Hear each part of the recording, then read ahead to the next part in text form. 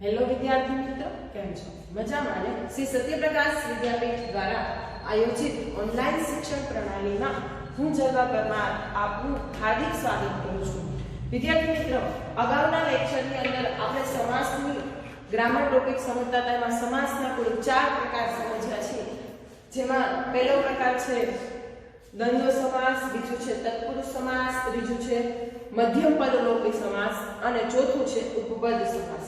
હવે આપણે પાંચમો સમાસ સમજવાનો છે, જે છે કર્મધારય સમાસ.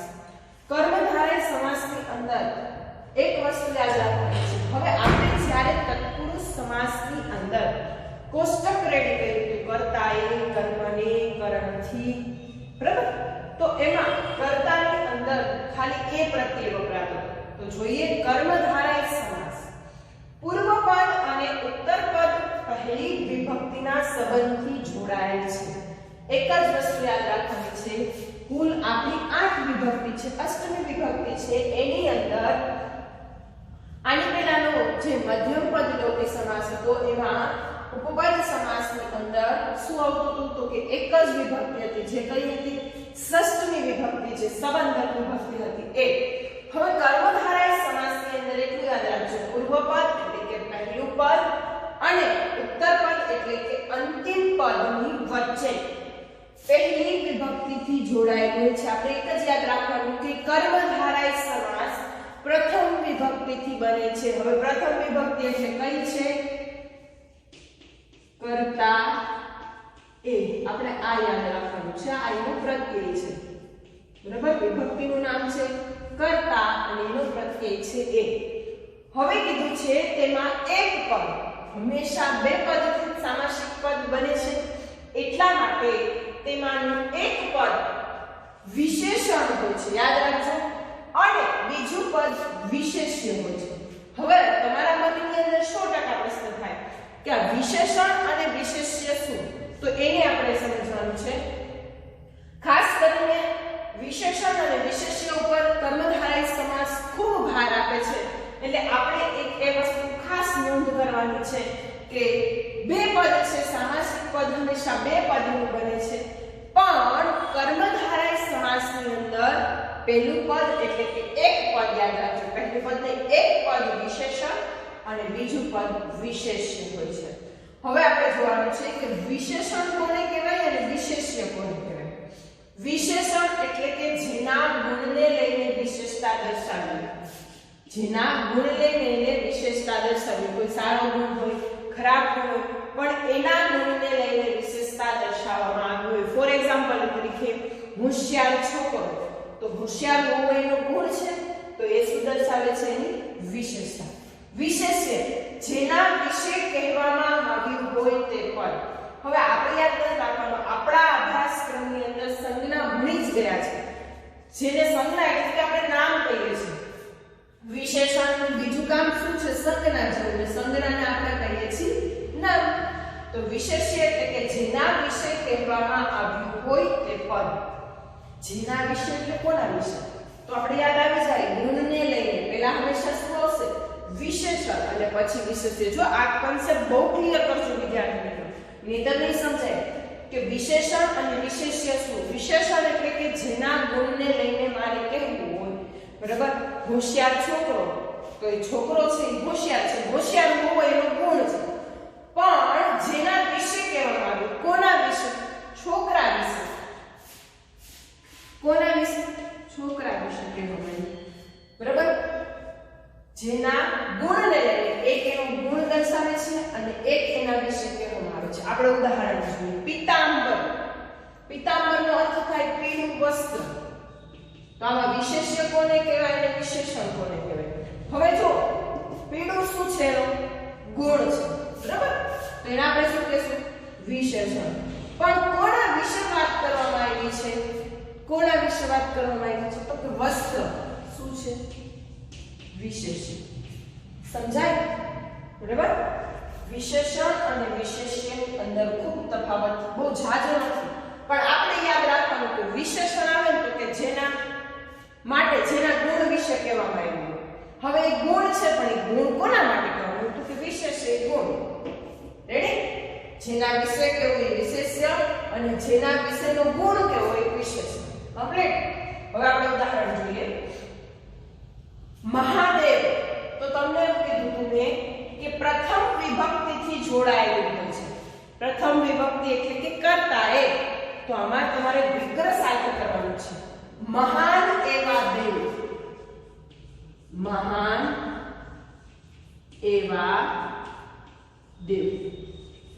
જો સાંભળો, હવે તમને સમજાવું કે જ્યારે તમે લોકો ઉદાહરણ સમજતા હોય ત્યારે વિગ્રહ કરશો તો જ 100% સમજાશે. પણ પરીક્ષાની અંદર પૂછાય ત્યારે તમારે વિગ્રહ નથી કરવાનો. ડાયરેક્ટ નામ આપેલું હોય અથવા કોઈ કાગળ પંક્તિ આપેલું હોય તો એ રીતે કરવાનું છે. પણ તમને જ્યારે વિગ્રહ કરો ત્યારે તમને જે રીતે હું સમજાવું છું કે પૂર્વપદ, ઉત્તરપદ અને વિભક્તિ કઈ, બરાબર, વિશેષણ કયું, વિશેષ્ય કયું, એ તો આમાં પહેલા આપણે જોઈએ મહાન એવા દેવ.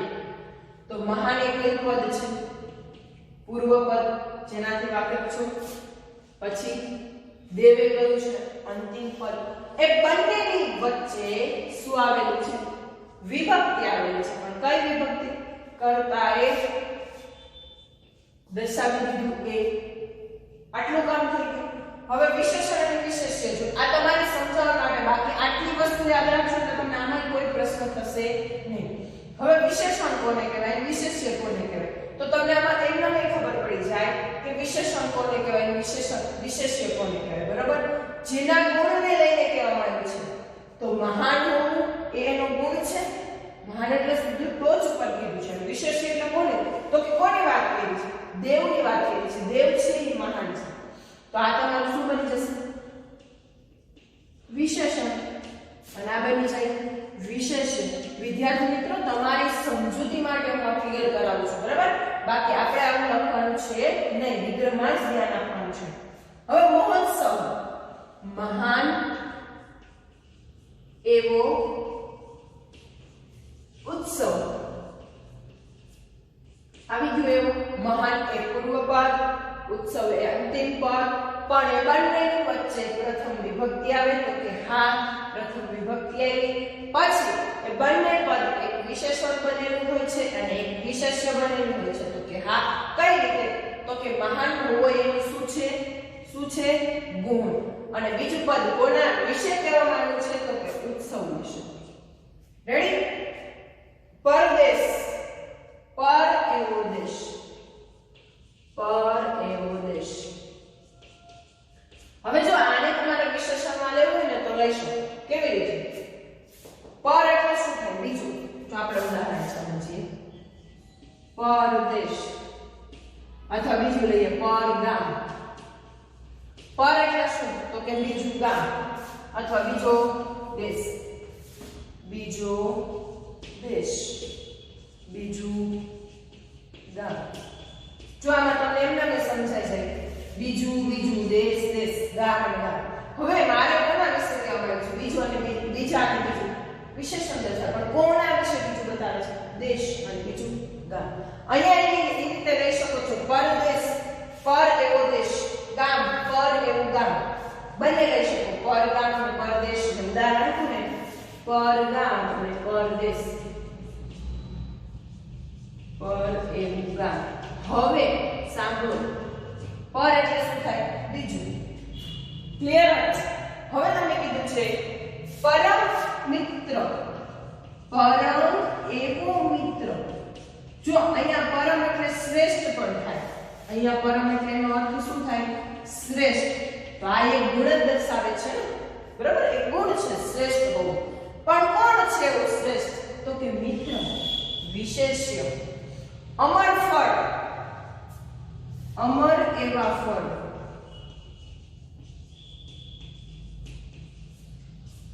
અમર છે, શ્રેષ્ઠ છે, પણ કે કોની વાત કરવામાં આવી છે? ફળ. મહાત્મા. મહાન એવા આત્મા. આત્મા મહાન છે, બરાબર? વિશેષણ અને વિશેષ્ય. ફરી એકવાર રિપીટ કરી દો. બહુ સહેલો. અને પણ જો તમે ત્રણ વસ્તુ યાદ રાખી લેશો એટલે તમારા માટે કર્મધારય સમાસ એટલે સૌથી સહેલો. પૂર્વ પદ અને ઉત્તર પદ પ્રથમ વિભક્તિથી જોડાયેલું છે. પ્રથમ વિભક્તિ એટલે કે કર્તા, એ આપણા બોલવાનું કર્તા, એ બરાબર. હવે એ પ્રથમ વિભક્તિના સંબંધથી જોડાઈ ગયા બાદ એક પદ એવું છે કે વિશેષણ દર્શાવે છે અને બીજું પદ એવું છે કે જે વિશેષ્ય દર્શાવે છે. વિશેષણ કોને કહેવાય, વિશેષ્ય કોને કહેવાય? આપણે ટૂંકમાં યાદ રાખો. વિશેષણ એટલે ગુણ દર્શાવવું. શું યાદ રાખશું? વિશેષણ એટલે ગુણ દર્શાવવું.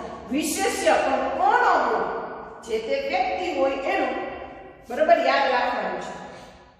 હું કહું કે ક્લાસમાં બધા જ વિદ્યાર્થીઓ હોશિયાર છે અથવા એક વ્યક્તિનું નામ લો કે પરેશ ક્લાસમાં ખૂબ હોશિયાર છે, તો હોશિયારી શું છે? એનો વિશેષણ દર્શાવે છે, એનો ગુણ છે.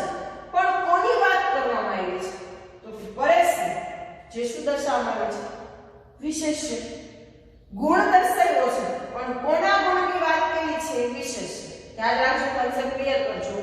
વિશેષણ એટલે કે જેના વિશે ગુણ કહેવામાં આવે, જેનો ગુણ લઈને વાત કરવામાં આવી.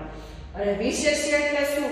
જેના વિશે કહેવામાં આવે. તો વિશે કોનો? જેનો ગુણ લીધો એના જ વિશે વાત કરવામાં આવેલી હોય છે. રેડી? કમ્પ્લીટ. ઉદાહરણ જોઈએ. મહાદેવ, મહાન એવા દેવ.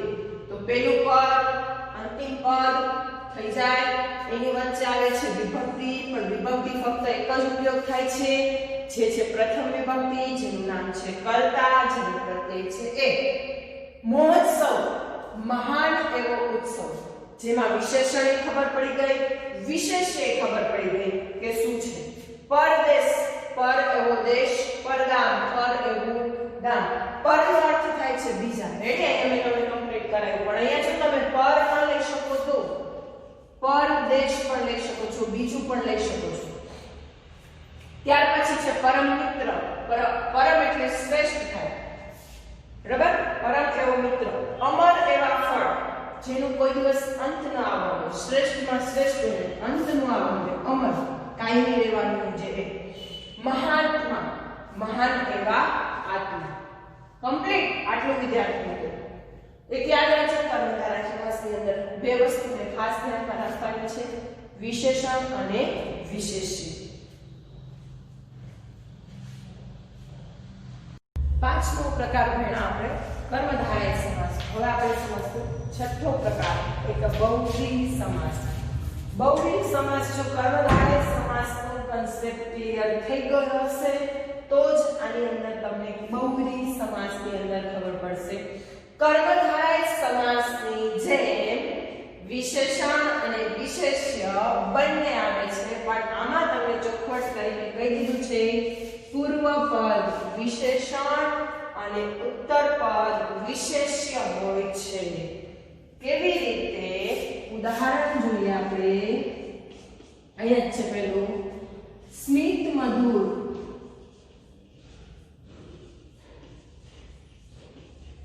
તો સ્મિત અને મધુર, બરોબર? સ્મિત એટલે હાસ્યની વાત કરવામાં આવી છે. સ્મિત એ છોકરાનું નામ પણ છે. એટલે આ છે વિશેષણ અને આ છે વિશેષ્ય. મધુર એ ગુણ દર્શાવે છે એટલા માટે. રેડી? સમાસમાં વપરાયેલું આખું પદ અન્ય પદના વિશેષણ તરીકે કામ કરે છે. હવે આમાં શું કહેવા માંગે છે? સમાસની અંદર જ્યારે જે વપરાયેલું પદ છે, પણ વપરાયેલું પદ ક્યારે બને? તો વિગ્રહ કરતી વખતે. જ્યારે આખું પદનો આપણે વિગ્રહ કરશું ત્યારે એ પદ પોતાના માટે નહીં કામ કરે, બીજાના અન્ય પદના વિશેષણ તરીકે કામ કરે છે. એ પોતાના પદ તરીકે નથી. હવે આપણે વિશેષણનો જ્યારે સ્ટાર્ટિંગની અંદર પ્રાથમિક માહિતી મેળવી હતી ત્યારે મેં કીધું હતું કે સમાસ બે રીતે કાર્ય કરે છે. એક ખૂબ કર્કશપૂર્વકના શબ્દો પણ વાપરે છે અને બીજું ન હોય છતાંય લંબાણપૂર્વક કહેવું એ સમાસનું કાર્ય છે. તો આ બહુવ્રીહી સમાસ પણ એવું જ કાર્ય કરે છે કે વપરાયેલું આખું પદ અન્ય પદના વિશેષણ તરીકે તો કામ કરશે જ, પણ સાથે એ લંબાણપૂર્વક પણ કામ કરે છે. આ પણ યાદ રાખવાનું. વાક્યમાં પૂછાય તો પણ તમને ખબર પડી જશે, પણ એ ક્યારે લંબાણપૂર્વક? જ્યારે તમે વિગ્રહ કરો ત્યારે. હવે ખૂબ જ અગત્યનો અને મહત્વનો ટોપિક યાદ રાખજો. સમાસનો વિગ્રહ કરતી વખતે, વિગ્રહ છૂટું પાડવું, વિગ્રહ કરતી વખતે જેને, જેના, જેનું, જેમાં, જેમના આટલા પદોની સર્વનામના રૂપો વપરાય છે. યાદ રાખી લેજો અથવા બોક્સ બનાવી લેજો કે કેટલા પદો આવે છે. જેને, જેના, જેનું, જેમાં અને જેમના. હવે આપણે સંબંધ વિભક્તિની અંદર કીધું હતું ને, નું, ના, ની, બરાબર? આ બધી રીતે વપરાય. પણ આવી જ રીતે આમાં એમ જ છે કે સંબંધ સમાસનો વિગ્રહ કરતી વખતે જેને, જેના, જેનું, જેમના અને જેમનું આ બધા સર્વનામના રૂપો છે. સર્વનામના રૂપો છે. આપણે યાદ ખાસ રાખવાના છે. ત્રણ બાબતને ફરીવાર રિપીટ કરી દો, પછી ઉદાહરણમાં ખૂબ સ્પષ્ટતાથી સમજાવું. કર્મધારય સમાસની જેમ જ પૂર્વપદ વિશેષણ, ઉત્તરપદ વિશેષ્ય હોય છે ત્યારે જ બહુવ્રીહી સમાસ બને છે. સમાસમાં વપરાયેલું આખું પદ અન્ય માટે જ કામ કરે છે. આપણે યાદ રાખવાનું કે બહુવ્રીહી સમાસ છે એ અન્ય માટે જન્મ લીધો છે, અન્ય માટે જ કામ કરે છે. અન્ય પદના વિશેષણ તરીકે યાદ રાખજો, અન્ય પદના વિશેષણ તરીકે જ કાર્ય કરે છે. સમાસનો વિગ્રહ કરતી વખતે કેટલા સર્વનામના રૂપો આવે છે? જેને, જેના, જેનું, જેમના અને જેમનું પણ આવે. બરાબર? એક લખવાનું લીધું છે જેમનું. હવે આપણે ઉદાહરણ જોઈએ. જો આ તમારું સામાસિક પદ છે ધર્મનિષ્ઠ, અહીંયા મેં વિગ્રહ સાથે એટલે કરેલું છે કે મારે દરેકે દરેક તમને ઉદાહરણ સમજાવવાના છે. ધર્મનિષ્ઠ, ધર્મમાં જેની નિષ્ઠા છે તે. બરાબર? ધર્મનિષ્ઠ પણ ધર્મમાં જેની નિષ્ઠા એટલે કે મક્કમતા હોવી જોઈએ, કોઈ પણ કાર્ય કરવા માટેની એક પ્રેરણા હોવી જોઈએ. ધર્મમાં, ધર્મ એ કયું પદ? કયું પદ? પૂર્વપદ તો છે જ પણ વિશેષણ છે. બીજું, નિષ્ઠા એ કેવું છે? ઉત્તરપદ તો છે જ, એની સાથે શું રહેલું છે? વિશેષ્ય છે. હવે તમને કીધું કે આખું પદ અન્ય તરીકે જ કામ કરે. જો ખાલી બે જ શબ્દ આવ્યા, ધર્મમાં જેની નિષ્ઠા છે તે, બરાબર? અન્ય પદ તરીકે તે કામ કરે છે. સમાસનો વિગ્રહ કરતી વખતે જેને, જેના, જેનું, જેમના આટલા પ્રત્યય પણ જો આવી રીતે હોય તો આપણે સરળતાથી ખબર પડી જાય ધર્મમાં જેની નિષ્ઠા છે તે વિગ્રહ કરવો જ પડશે, નહીતર બહુવ્રીહી સમાસ સમજાશે નહીં. સ્મિત મધુર, જેનું.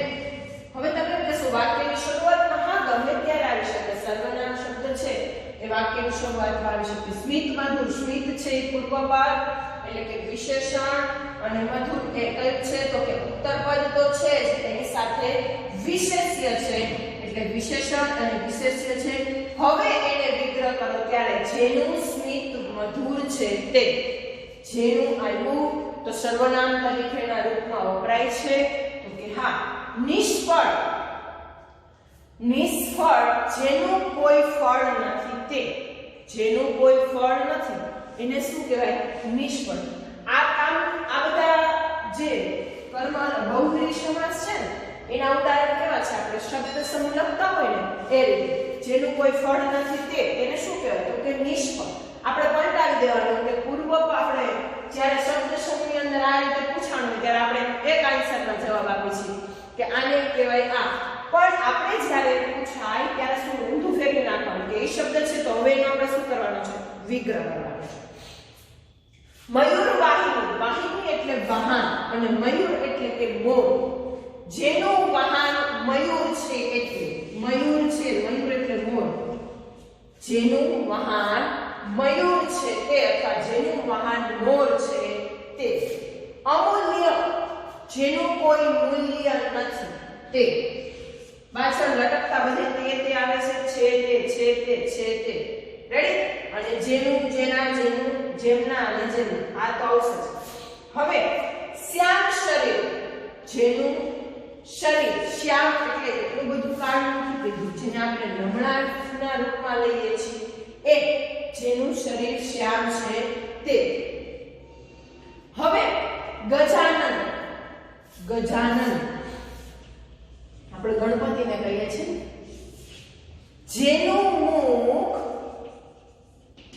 જેનું મુખ ગજ જેવું હોય તે, જેનું મુખ ગજ જેવું હોય, ગજ એટલે હાથી, જેનું મુખ ગજ જેવું હોય તે. રેડી? ક્લિયર આટલું? તો બહુવ્રીહી સમાસની અંદર કર્મધારયની જેમ જ વિશેષણ અને વિશેષ્ય બંને આવે છે, પણ આ સમાસ એવો છે કે બીજાને મદદ કરવામાં ખૂબ ઉપયોગી બને છે, એટલે અન્ય પદના વિશેષણ તરીકે જ કામ કરશે, પોતાના માટે નહીં. એની અંદર આવતા સર્વનામને ખાસ યાદ રાખવા, જેને, જેના, જેનું, જેમના, જેમના, જેમનું વગેરે પદ આવે ત્યારે હંમેશા જ્યારે વિગ્રહ કરતી વખતે તમારે યાદ રાખવાનું છે વાક્યની શરૂઆતમાં પણ સર્વનામ આવી શકે, વચ્ચે પણ આવી શકે, આ બે વસ્તુ યાદ રાખજો. પણ જો તમે વિગ્રહ કરશો તો જ ખબર પડશે, નહીતર નહીં. એટલે કે આ વસ્તુ ધ્યાનમાં રાખજો કે જ્યારે કોઈ પણ સમાસ પૂછાય તો આપણે આપણા રફકામ તરીકે વિગ્રહ કરી લેવાનું, એટલે સ્પષ્ટતા સમજાઈ જાય કે ભાઈ કયા સમાસની વાત કરી છે, કયો સમાસ છે, કયું પદ આવે છે, કઈ વિભક્તિ આવે છે. એટલે આપણા વાક્યની અંદર જો બંધ બેસતું હોય તો આપણે એને ઝડપથી ઓળખી શકીએ છીએ. રેડી? કર્મધારય સમાસ, બહુવ્રીહી સમાસ. હવે સમજીશું આપણે દ્વિગુ સમાસ.